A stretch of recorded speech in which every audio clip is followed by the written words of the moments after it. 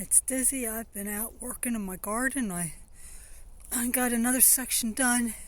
You may have noticed these in past videos of my garden and wondered what they are. Well, this is an experiment, something that I've been wanting to really try for a few years now.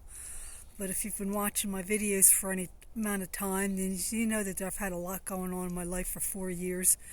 For those that don't know, my mom died 4 years ago, and I pretty much became the person that was taking my dad to appointments, doing house cleaning, yard work, yada yada yada. And then my husband was diagnosed with cancer, and I just didn't have the time that I really needed to work on anything.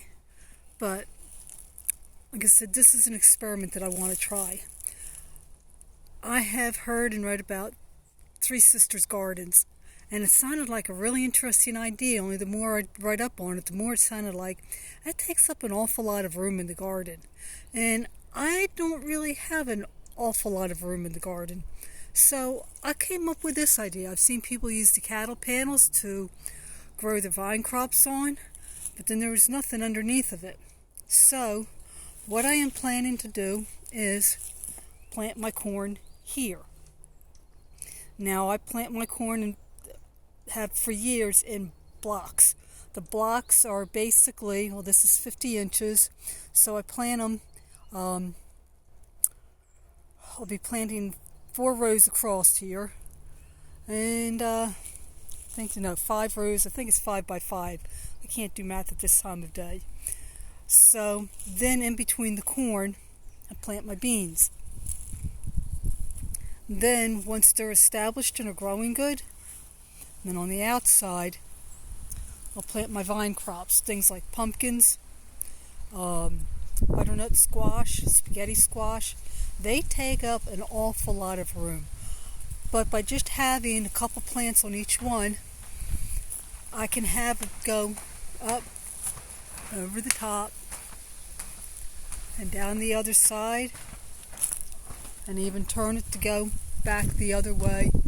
And hopefully it won't be a problem for the corn, it won't be a problem for the beans, and they'll still grow. Now, in case you're wondering how I get the cattle panels in place, this one's not tied in place yet. See, I've got a piece of baling twine tied across there and one tied across there. And I'm able to get in between. I can reach from one side to the other. All I have to do is have the posts in place, have this tied in this, like I said, a string at the back and one at the front, and I can then move it in place. And for this, again, I use the cedar post. Now, cedar posts, while they're pretty rot resistant, they do not last forever. You can see these are starting to get really messed up. And I did have 3 that broke on me.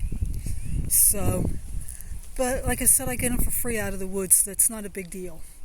And the other thing that I do, see, I got something up there. This was something that I started working on last year. We had an extremely hot, dry summer last year. It got almost no rain. And it was very difficult to try to water the garden. I found these in the store. These are sprinklers, are supposed to be used for kids. And I tried using one of these. I stuck it in the middle. And as long as the corn was short, it did a great job of watering the area. But once the corn got tall, it didn't work that well anymore. So what I'm trying, I've got the one tied there, that is in the middle. I will have a piece of hose, short piece of hose that I will basically be making more or less. I'll take the hose and put on ends as needed and have it so that it comes and attaches somewheres along the side where all I had to do was then attach a hose to it, and it can water from the top down.